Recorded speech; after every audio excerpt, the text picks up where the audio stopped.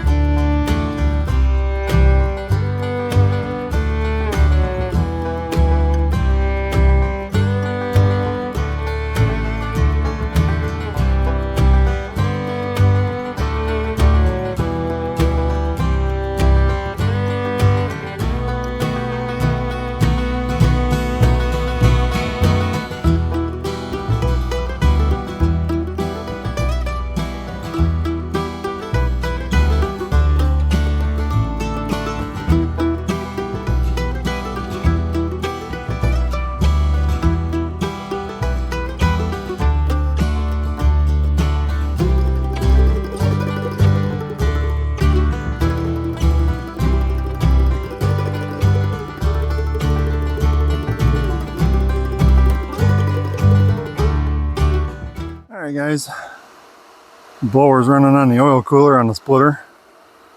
I'm going to show you here what we got. You can see the trailer there. It's pretty much full. Could get a little more in there, but the thing is it starts falling all over the place. You got to pick up pieces off the ground, which this time wasn't too bad. I only had, I don't know, 6 or 8 that bounced out. The iron rhino conveyor thing works amazing. I love it, especially the fact that you can change the speed, even with it just on an idle. Let me show you.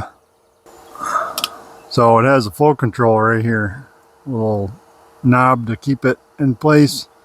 You can change the speed just by moving that arm, and this thing will fly even with it just on an idle.